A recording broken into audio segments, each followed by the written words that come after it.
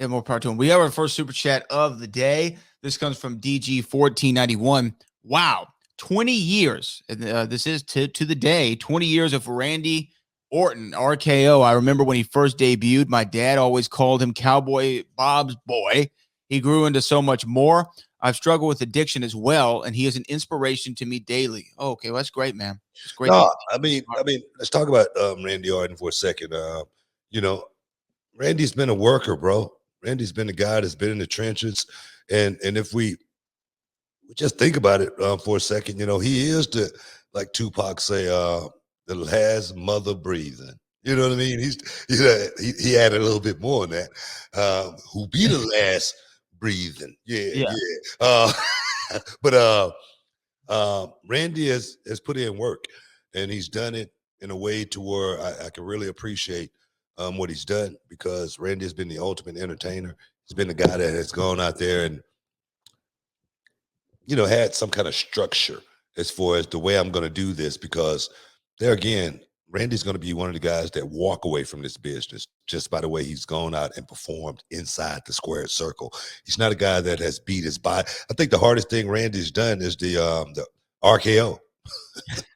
You know, that's going to be the hardest thing that he has done, you know, as far as putting, you know, pressure in one certain place on his body throughout his career, the RKO.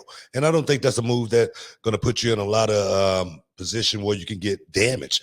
Because I look at a guy like Dallas Page. Dallas was able to get away with doing that move for many, many years, because when you do it, you're laying out, you know, and the guy that's taking it is you know, in more of a position for something to happen than you are, you know. So Randy has definitely played his cards as far as his career go to the letter, and he's won, man. He's won.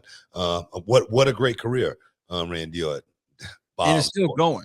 Bob's boy. Yeah, Cowboy Bob's boy. And he's still going, like you say. It's really incredible to see, because he came in I think it was 02, right? So yeah, I mean, we're in 2022.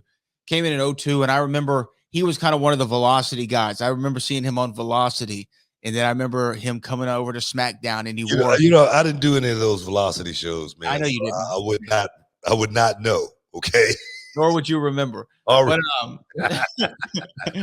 But he came in kind of in that era, and then I remember him coming over to SmackDown, and he just kind of seemed like another dude for a second. Obviously, so young in his career, he just seemed like another guy in tights. And then the evolution thing happened, and that is where everybody started to look at him differently. And inside of working with Batista and Triple H and Ric Flair, he came with the Legend Killer. And that was, I think, really where Randy Orton started to catch on with the fan base, right? Is he was taking out Mick Foley. He was spitting in the face of Harley Race. He was, you know, RKO and Hulk Hogan.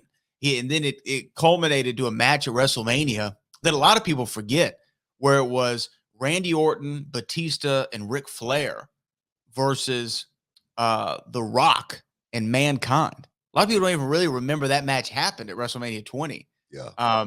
But that was really a big moment for Randy. Think about all the legends that he was sharing the ring with in that night at Madison Square Garden, WrestleMania 20, and how many WrestleMania moments he's given us since then. How many unforgettable RKOs he's given us since then.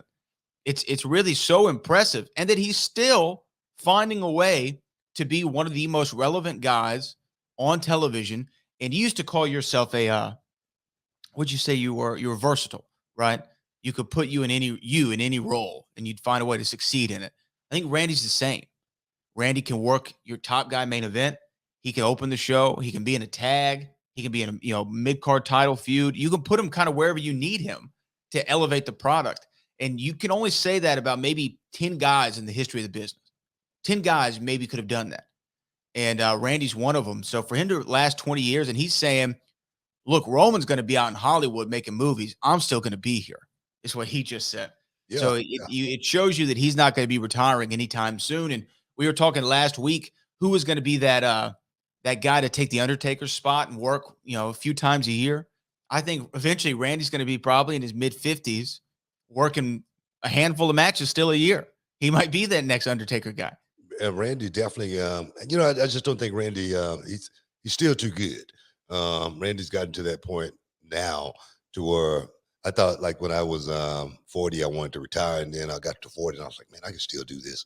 Randy's one of those guys I think is follows that mode. Right now, I don't what is Randy right now? He's got to be see, he's 24, like in his mid 40s, So 46. maybe maybe around there. But you notice Randy's doing his best, still some of his best Oh, work. I'm sorry, 42. Exactly my point. And Much I younger. say and I say that because I became king when I was like 40, 41, something like that. And I was doing some of my best work. And some of the guys, they even tell me, man, Hams, he said, man, when you was King Booker, I think you was the best worker, throughout your career, at that age, and I think Randy has, he may not be able to do the things that he could do when he was 25 or 30 or anything like that, but he still goes out and works so smart. You don't even realize it. You don't even notice it. He goes out and performs at such a high level. And that's what I think the business, the worker truly is. And not just a worker, the guy that works in a main event perspective, because Randy has always been at a certain level. You knew you always could go to Randy and say, hey, man, I need a 5-star match with this guy. You knew 9 times out of 10, he would give it to you. So that right there is the epitome of what the worker truly is. That's Randy Orton. I always said that man, Randy Orton, that guy, just because Randy has always been my guy because I always believed in his talent more so than anything. We got to take a break, guys. Stick around. You're in the Hall of Fame. We'll be back in a minute. Can you dig it, sucker?